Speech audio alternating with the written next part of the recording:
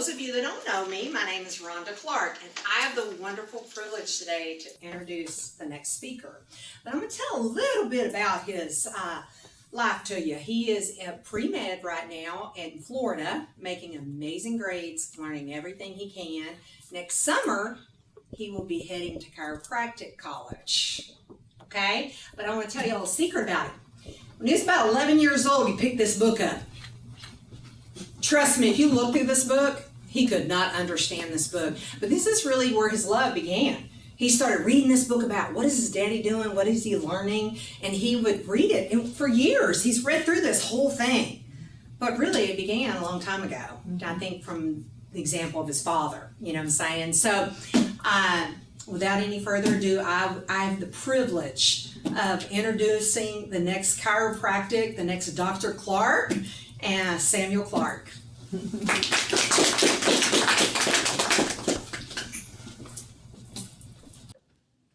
So everyone has a story, right?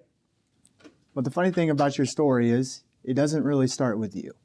And it's not just influenced by what you do, it's influenced by those around you, and especially, for me, my parents.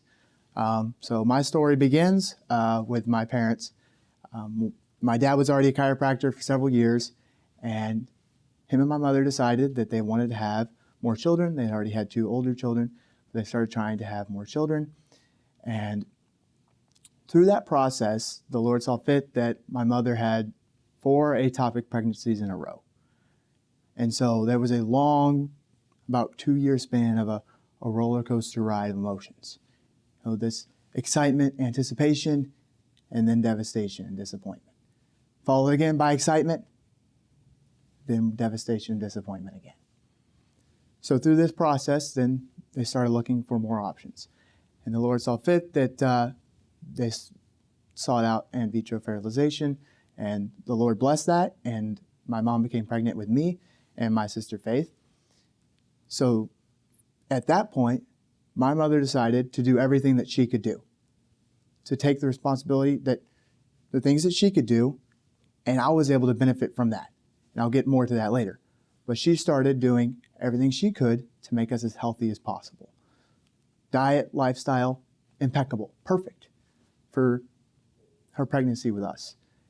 And I was able to reap the benefits of that. But 28 weeks into our development, I'm still blamed for this to this day, but I decided to come early. I don't think I consciously did it, but I did. And so 28 weeks into our development, I came early, and by the process of me being born, my twin sister was ripped from the wall, from the uterine wall, and had to come by emergency C-section. So then that leads to a long, painful process of, for me, 73 days in a NICU unit in Conroe Regional.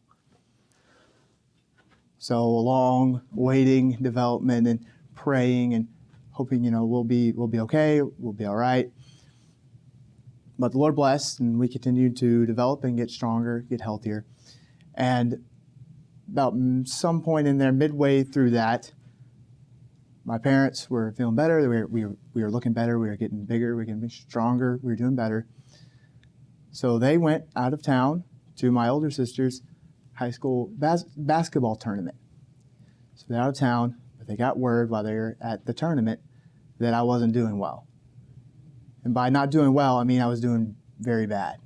I took a bad turn for the worst, and they rushed back to the hospital, and the doctor told them, there's nothing I can do tonight.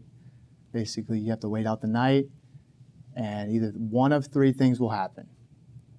1, when you wake up in the morning, Samuel will be dead, he'll be in surgery, or he'll pull through. So that night is just a lot of praying and waiting and not very much sleeping for my parents. The Lord saw fit that I was able to make it through that night. When they woke up the next morning, the doctor decided to go home because he wasn't needed there. I was doing better. The Lord was able to bless through that, and we got better. After 73 days, I was able to return home. This is when the process really starts, though, for me. So my dad, already been a chiropractor for several years, realizes I need to get better. I need to develop. I need to learn more because I need to be able to help my own kids. You know, we're going to have neurologic issues. We're going to have other issues that I need to be able to help them with. So I think all of you sitting here were able to benefit even from that decision of I'm going to get better, I'm going to learn more, I'm going to be the best doctor that I can be for my kids, and then therefore carrying over to his patients. So that's why I'm here in a large sense of it, is because I was born premature, born a twin on top of that 21 years ago. You know, the survival rate and the rate of what issues that you have is much lower today, but it was a lot higher 21 years ago. You know, and living the lifestyle of the chiropractic lifestyle, the wellness lifestyle, being adjusted my entire life, I believe has allowed me to live the life that I'm able to live. To be healthy, to be mentally, I'm not the smartest kid around, but God has blessed me that I can do well in my classes. I can go play sports with my friends and no issues there. You know, I'm premature. I'm supposed to have weak lungs. But by God's grace and by the lifestyle that and the decisions that we're going to do what we need to do, and we're going to follow the chiropractic lifestyle, and we're going to live wellness principles, that I was able to benefit from that. And so that's really why I'm here. That's why I have a passion for chiropractic. That's why I'm in school for chiropractic, is because I understand what it can do. Because what it did for me and for my sister and for my whole family. So now, without further ado, I would like to introduce our real speaker for today. That would be my father. He has 30 plus years of experience as a chiropractor. He is board certified wellness practitioner and board certified integrative medicine. He's able to work with people all over the world. He just finished working with a patient from Nicaragua, and he is currently working with patients from Australia. So now, without further ado, please help me in welcoming Dr. Rhonda Clark.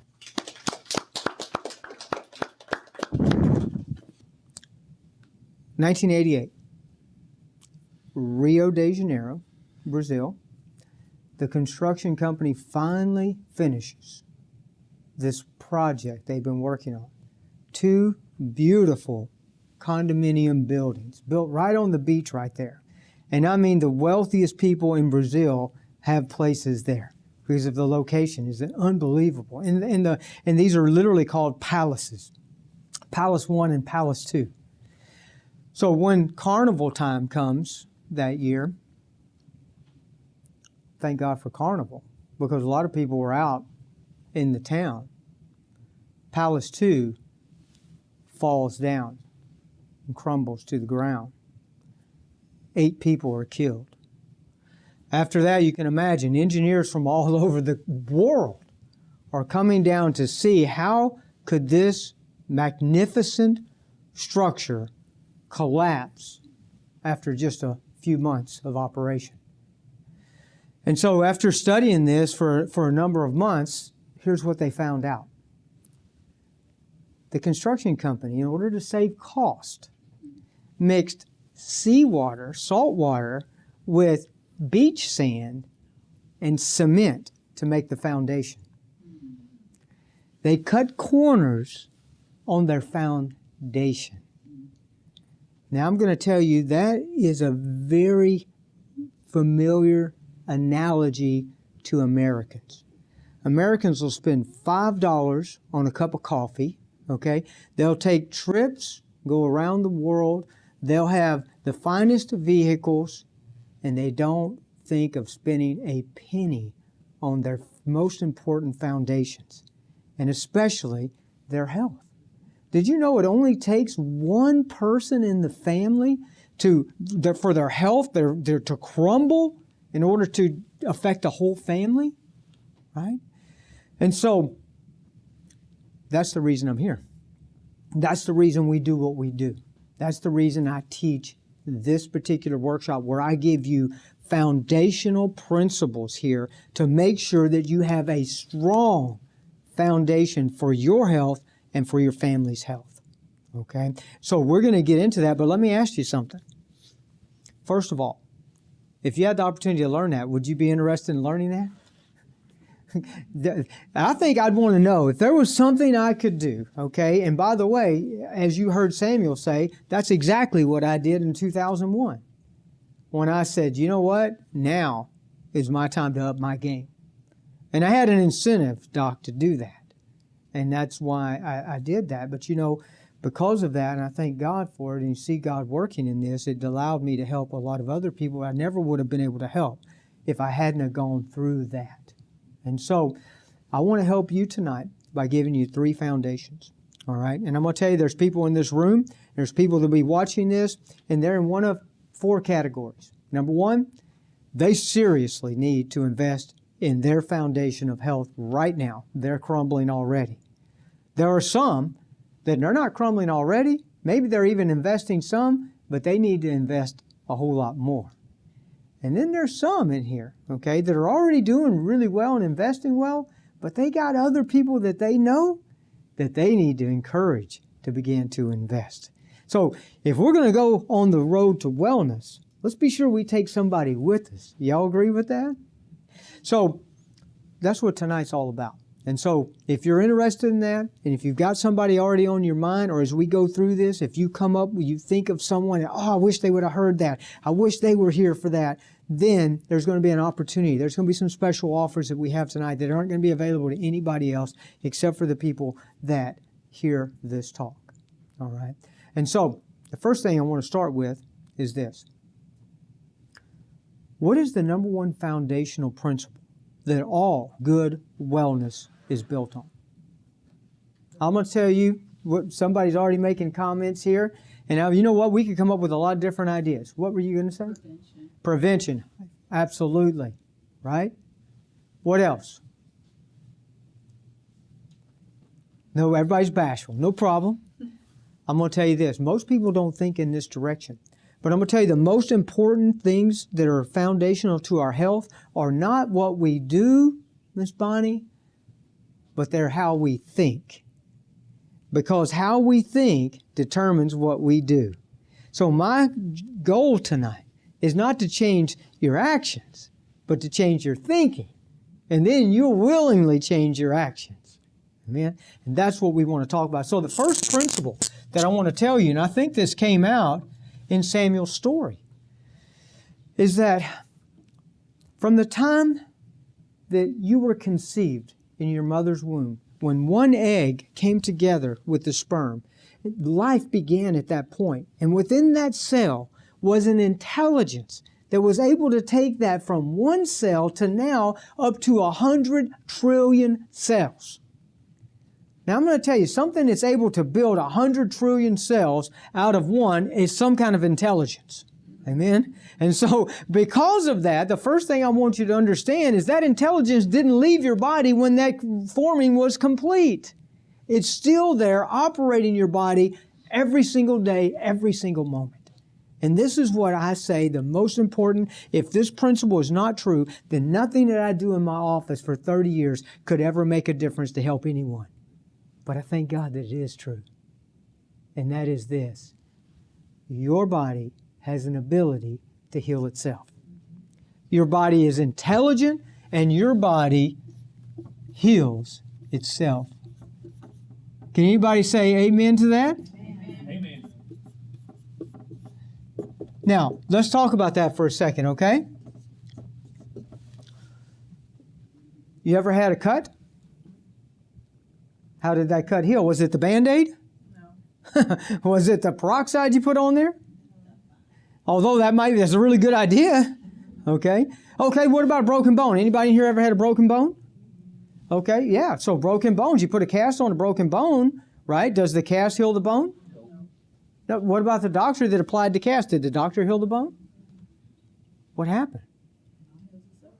The doctor played his role in applying the cast. The cast held the bone in place, but ultimately, the body heals itself. We've all experienced this. We've seen this, and we've heard stories, by the way, of people that have had every kind of disease imaginable that miraculously got better. So your body is designed and engineered, first of all, to heal itself. If we don't get that, then what ends up happening is we start looking in other places for health instead of starting to look within.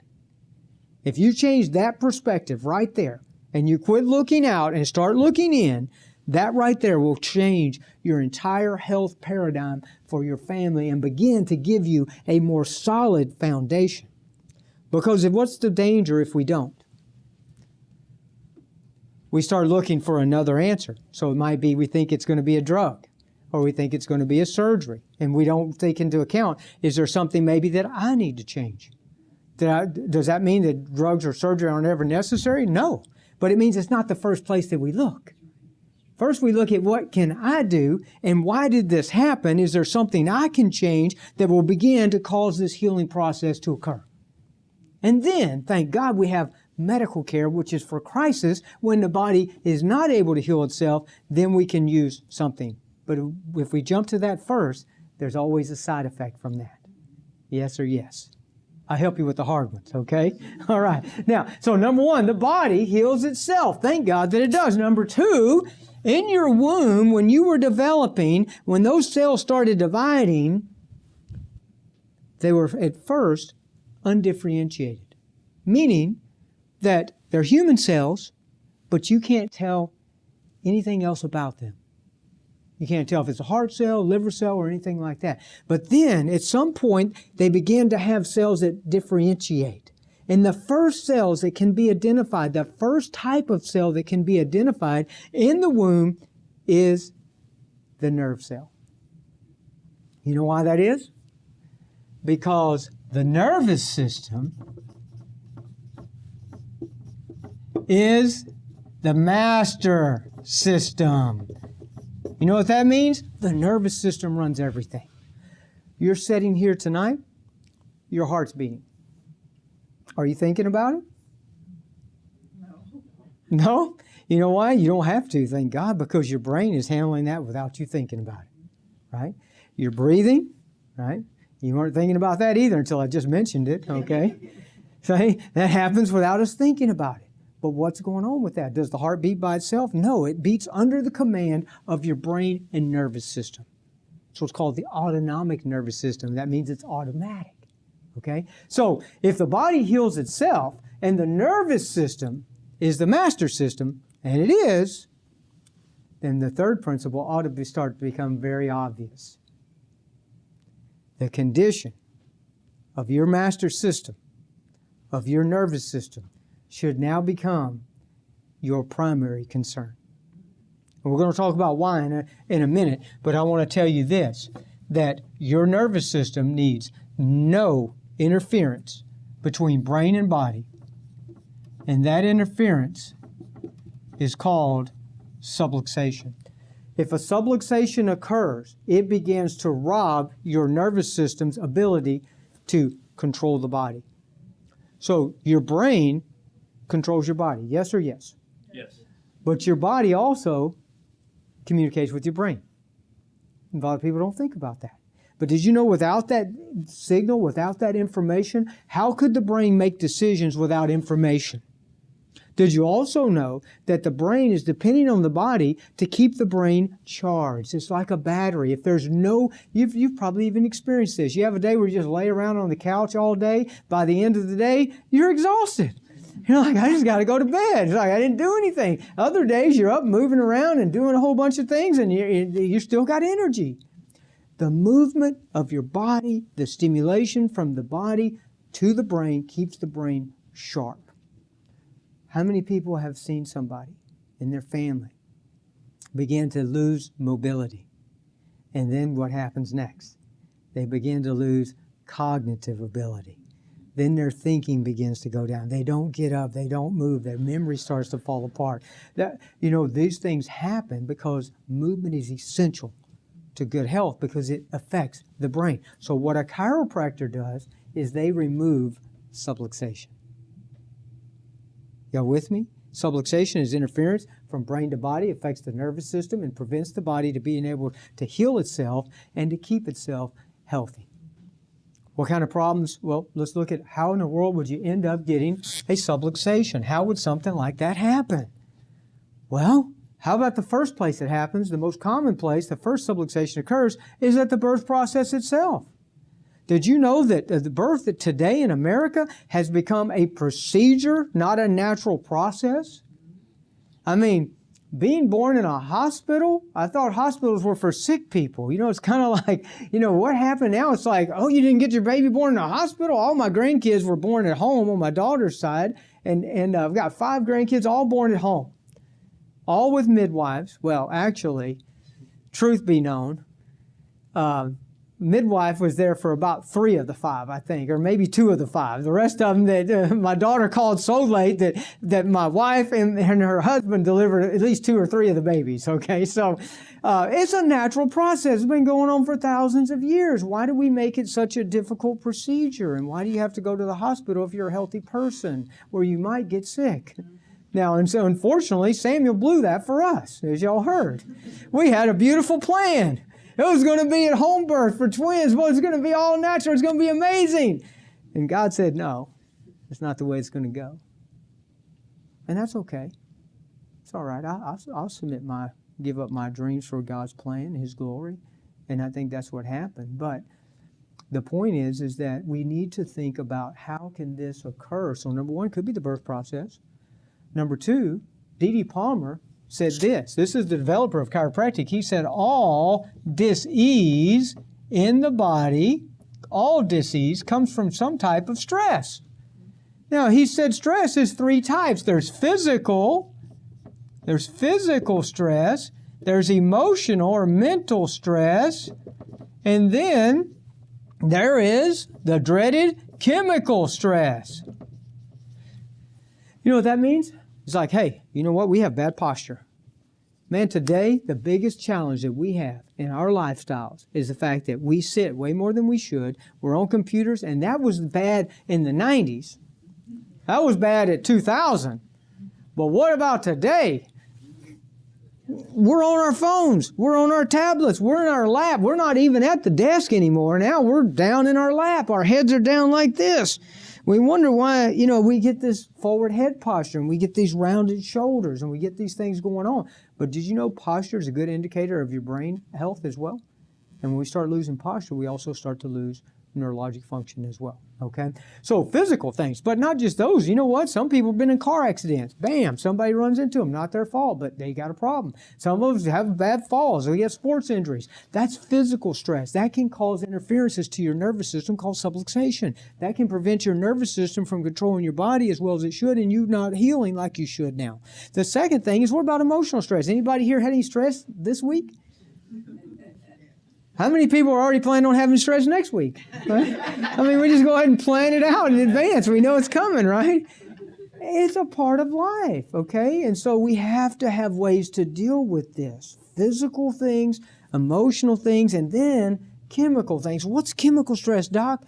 Well, I'll give you an example. I went to chiropractic college in Pasadena, Texas.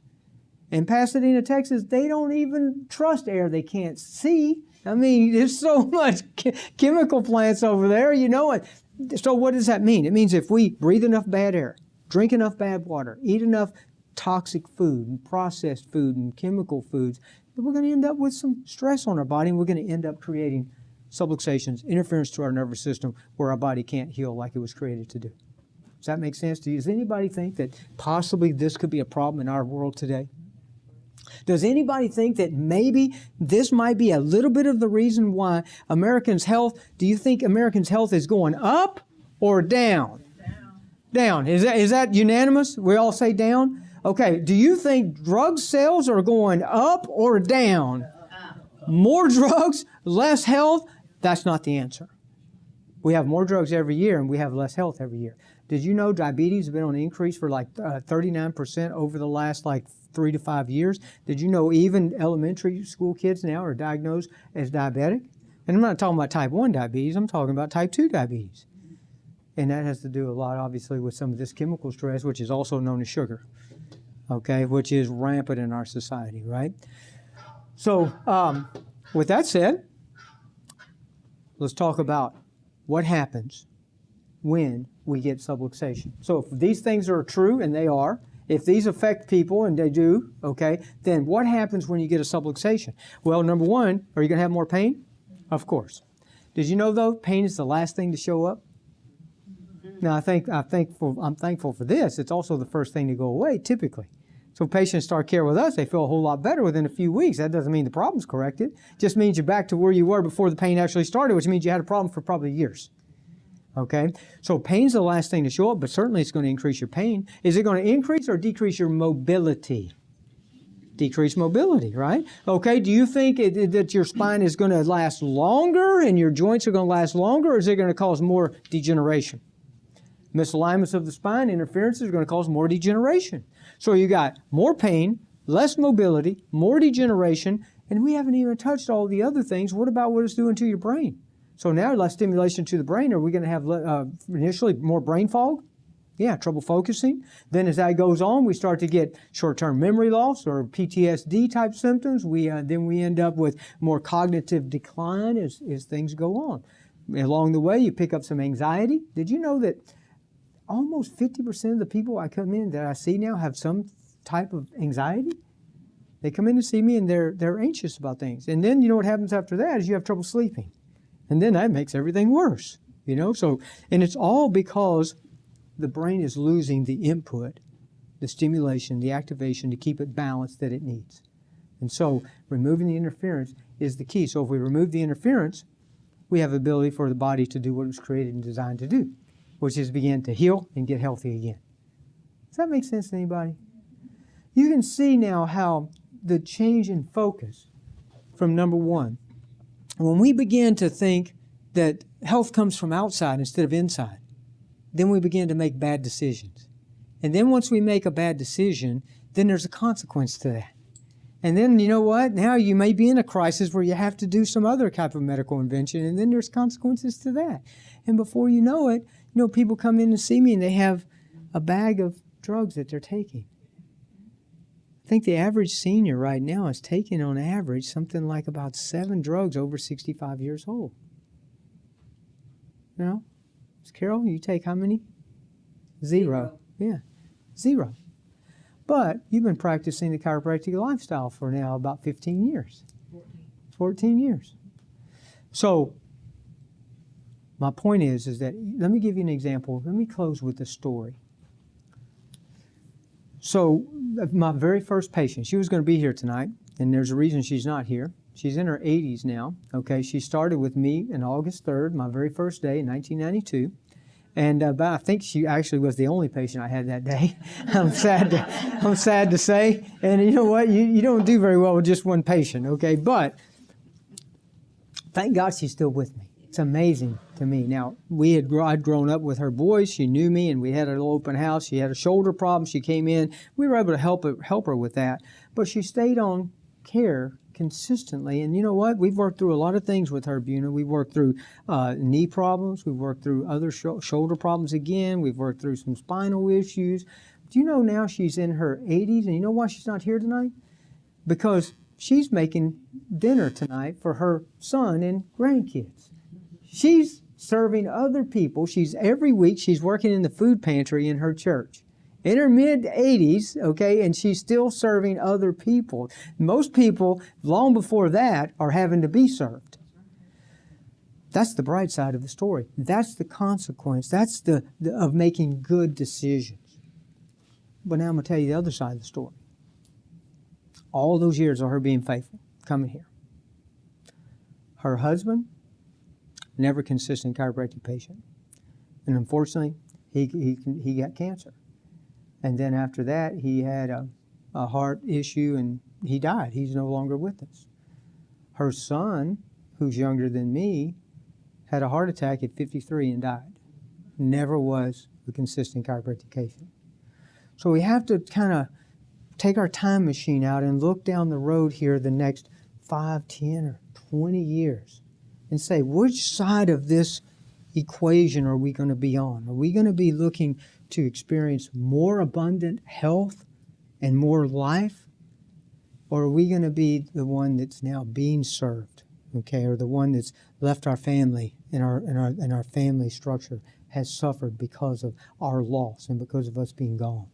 So the only way to prevent that is to begin to lay a good, solid foundation. And so this is what I'll ask you to do. Evaluate yourself and say, okay, number one, Am I investing in my foundation of health? And number two, am I investing enough? Am I doing it all that I need to do? Am I doing enough to keep myself healthy? And then lastly, I want you to think about others around you. I want you to think about, what about the rest of my family? Do they know what I know? Are they doing what I do?